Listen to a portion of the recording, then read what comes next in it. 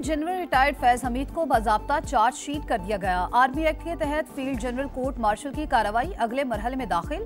फैज हमीद ने official secret act की खिलाफवर्जी की, रियासत के तहफ़्फ़ुज़ और मफाद को नुकसान पहुंचाया, इख्तियारात और सरकारी वसाइल के गलत इस्तेमाल का भी इल्जाम। हमारा एहतजाज पुरअमन था, उमर अयूब का 26 नवंबर के वाकयात की जुडिशल इंक्वायरी का मुतालबा। बांग्लादेश बनाने वालों के रिश्तेदार सुबाइयत कार्ड खेल रहे हैं। इस्लामाबाद पर चढ़ाई नाकाम रही, क़यादत दुम दबाकर भाग गई, ख्वाजा आसिफ का जवाब। और पाक जनूबी अफ्रीका T20 सीरीज का पहला मैच 1 घंटे के बाद शुरू होगा। कौमी प्लेइंग 11 का ऐलान कर दिया गया। शाहीन जीत के लिए पुरअज़्म। पाकिस्तान के अंदर वो जो दोहरा मेयार था, ताकतवर और अमीर के लिए कुछ और गरीब के लिए कुछ और, वो खत्म हो गया है। इस शिकंजे के अंदर तहरीक इंसाफ इमरान खान साहब समेत, बेगम साहिबा समेत और हवारी समेत ये शिकंजा उधर तक जाएगा। मैं सरप्राइज और शॉक नहीं होऊंगा कि अगर वो भी आर्मी कोर्ट में आए। फैज हमीद के खिलाफ कार्रवाई सबके लिए सबक है। बानी PTI के खिलाफ भी मिलिट्री कोर्ट में कार्रवाई हो सकती है। शिकंजा बानी PTI, अहलिया और हवारियों तक जाएगा। सेनेटर फैसल वाडा का रद्द-ए-अमल, कहा पाकिस्तान में अमन अमान की सूरत हाल बेहतर होगी। सिविल नाफरमानी की कॉल फैज हमीद को बचाने के लिए दी गई। सेनेटर तलाल चौधरी ने कहा कि फैज हमीद के खिलाफ चार्जशीट साबित करती है 9 मई हो या 26 नवंबर, ये एहतजाज नहीं बगावत थी। ये फैज हमीद और PTI गठजोड़ के खिलाफ चार्जशीट है। बानी PTI का मुस्तकबिल में सियासी किरदार और फौरी रिहाई नामुमकिन नजर आती है।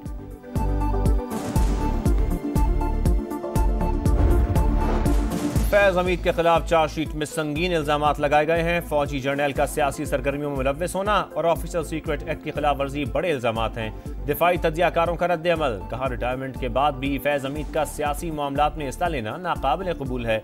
मुल्क को नुकसान पहुंचाने पर सजा देना अहम है। फैज हमीद सियासी तौर पर आगे बढ़ रहे थे, वो अपनी मजीद तैनाती का सोच रहे थे। फौज किसी को बिला वजह नहीं पकड़ती।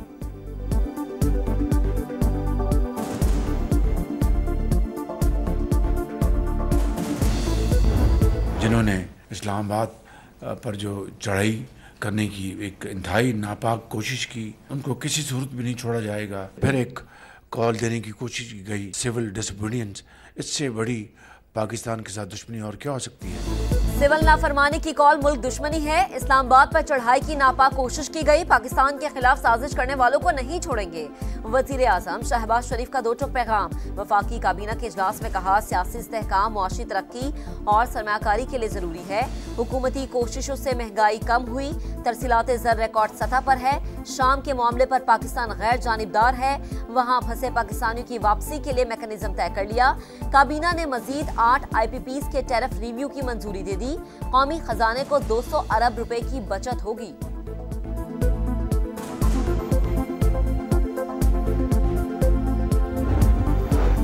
PTI फौज को कमजोर करके बैरूनी कुव्वतों को फायदा पहुंचाना चाहती है। फौज मजबूत होगी तो मुल्क मजबूत होगा। विफाकी वजीर इत्तलात अता तारड़ की प्रेस कॉन्फ्रेंस का खैबर पख्तूनख्वा के वज़रा ने सिविल नाफरमानी की कॉल का बायकॉट कर दिया। PTI मुश्किलात और तकसीम का शिकार है। ये जमात मुल्क में इंतशार और अनारकी चाहती है। मदारिस रजिस्ट्रेशन का ऐसा हल चाहते हैं जो सबके लिए काबिल कबूल हो।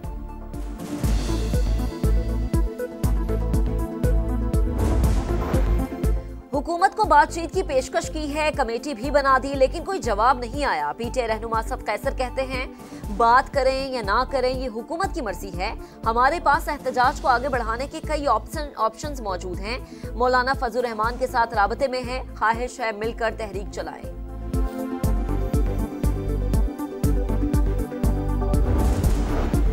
बानी PTI की 9 मई वाकयात की जुडिशल तहकीकात की दरखास्त समाअत के लिए मंजूर। आईनी बेंच ने रजिस्ट्रार ऑफिस के एतराज़ात खत्म कर दिए। 1.5 साल हो चुका, पता तो कराएं 9 मई को हुआ क्या था। एहतजाज करने पर फौज तलब कर ली जाती है। वकील हामिद खान के दलाइल, फौज तो आर्टिकल 245 के तहत तलब होती है। अगर आप इसे मार्शल लॉ कहते हैं तो फिर आर्टिकल 245 को भी चैलेंज करें। जस्टिस मोहम्मद अली मजहर के रिमार्क्स, आप मार्शल लॉ का कहकर स्वीपिंग स्टेटमेंट दे रहे हैं। क्या किसी अथॉरिटी का कोई ऐसा हुक्म मौजूद है जिसे आप चैलेंज कर रहे हैं? जस्टिस जमाल मंदोखेल का इस्तफसार।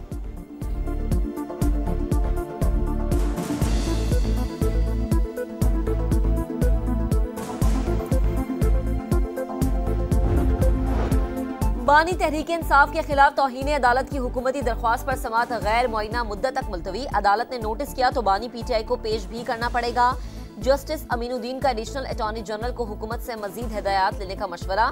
जस्टिस जमाल खान मंदोखेल ने कहा, तौहीन का मामला अदालत और तौहीन करने वाले के दरमियान होता है, हुकूमत क्यों जज्बाती हो रही है। फौजी अदालतों में सिविलियन ट्रायल केस की समाअत जुमेरात तक मुलतवी। आईनी बेंच ने बानी को खैबर पख्तूनख्वा जेल मुंतकिल करने की दरख्वास्त भी खारिज कर दी। शहरी पर 20,000 रुपए जुर्माना।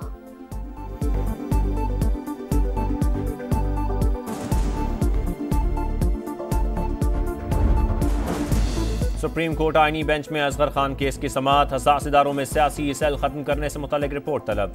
अदालत ने वजारत दिफा को जवाब जमा कराने की हिदायत कर दी। हसास इदारों में सियासी सेल फैसले के बाद खत्म कर दिए थे। एडिशनल अटॉर्नी जनरल के दलाइल, इसका मतलब है हसास इदारों में सियासी सेल मौजूद थे। जस्टिस मुसर्रत हिलाली के रिमार्क्स। सलमान अकरम राजा ने कहा, यह तस्लीम शुदा हकीकत है, हसास इदारों में सियासी सेल था। असलम बेग, असद दुरानी और यूनुस हबीब ने इलेक्शन चोरी का एतराफ किया। जिन लोगों ने 1990 का इलेक्शन चोरी किया, उनके खिलाफ क्या एक्शन हुआ?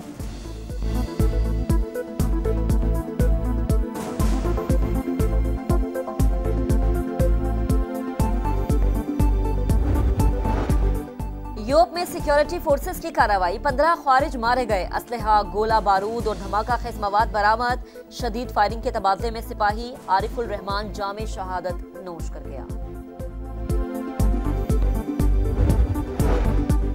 वज़ीर आला पंजाब का दौरा चीन। मरियम नवाज के एजाज में ज़ोहराना। कम्युनिस्ट पार्टी ऑफ चाइना की नायब मिनिस्टर ने इस्तकबाल किया। वज़ीर आला पंजाब की चीनी सरमायाकारों को ताउन की पेशकश। कहा, माहौलियाती तब्दीली, वेस्ट मैनेजमेंट, ज़राअत और यूथ डेवलपमेंट के शोबों में ताउन का खैर मकदम करेंगे। मरियम नवाज ने communist party of China international department के मिनिस्टर से भी मुलाकात की। लोकल गवर्नेंस और देही तरक्की के लिए चीन के तजुर्बात से फ़ायदा उठाने की ख्वाहिश का इजहार।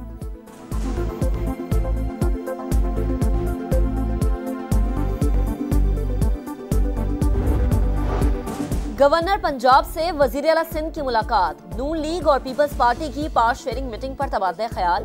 प्रेस कॉन्फ्रेंस में मुराद अली शाह ने कहा कि केपी में अमन अमान की सूरत हाल गंभीर है।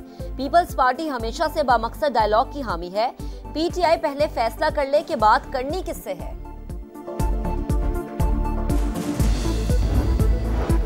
कराची के इलाके बल्दिया टाउन में मुस्लिम लीग नून के इलाकाई ओहदेदार का कत्ल। सीसीटीवी फुटेज सामने आ गई। वाकया टारगेट किलिंग है या डकैती मजामत, पुलिस की तहकीकात जारी। दुकानदार भी तंग हो गया है कि यार हम किस से बात करें। पीटीआई ने इतने अरसे में क्या किया है, हमारे सूबे में क्या किया है, इनको इस्तीफा देकर चले जाना चाहिए। पता ही नहीं है फुटपाथ किधर है, सारे रोड भी ब्लॉक बना हुआ है। पेशावर के किस्सा खानी बाजार में तजावुजात की भरमार। शहरियों का पैदल चलना मुहाल। ट्रैफिक जैम मामूल। मार्केट की तज़ीनो आराइश पर कई मरतबा करोड़ों रुपए लगे, लेकिन मसला जूं का तू। शाम में अफरा तफरी। इसराइली फौज की शरंगेजी। गोलान की पहाड़ियों पर कब्जे के बाद बफर जोन भी हत्या लिया। सहूनी फौज के टैंक दमिश्क से 20 किलोमीटर दूर बफर जोन पर कब्जा आर्जी है। सहूनी फौज ने सलामती काउंसिल को खत लिखकर आगाह कर दिया। शामी हुदूद में दाखिल होने की तरदीद। दमिश्क में एयर बेसेस और असलहे के जखीरे पर शदीद बमबारी।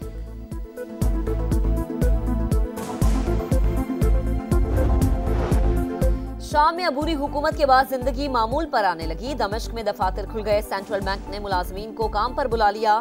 दारुल हुकूमत की सड़कों पर ट्रैफिक मामूल के मुताबिक रवा दवा। लबनान में मौजूद शामी पनागुज़ीन भी घरों को लौटने लगे। कई खानदान बरसों बाद दमिश्क वापस पहुंचे। तुर्क सदर ने शामी मुहाजिरीन की वापसी के लिए सरहद खोलने का ऐलान कर दिया।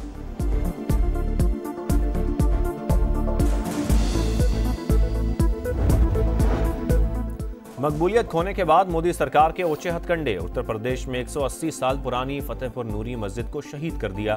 मस्जिद 1839 में मुगल दौरे हुकूमत में तामीर की गई थी।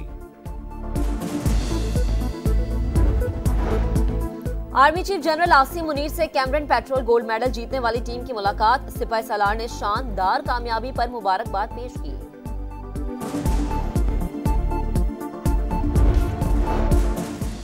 एशियन पावर लिफ्टिंग चैंपियनशिप में नू भट्ट का बड़ा एजाज। 400 किलोग्राम वजन उठाकर एशियन रिकॉर्ड अपने नाम कर लिया। पाकिस्तानी लिफ्टर ने स्क्वाट मुकाबलों की 120 प्लस कैटेगरी में गोल्ड, बेंच प्रेस में सिल्वर मेडल अपने नाम किया। और सवात में ख़िज़ा के रंग। वादी मरगज़ार के नज़ारे मजीद हसीन हो गए। मुल्क भर से सयाहों की आमद। कोयटा का मौसम भी ठंडा ठार। सब्ज कहवा का इस्तेमाल बढ़ गया। कराची में भी सर्दी आ गई। महकमे मौसमियात ने पंजाब में मजीद सर्दी की पेशगोई कर दी।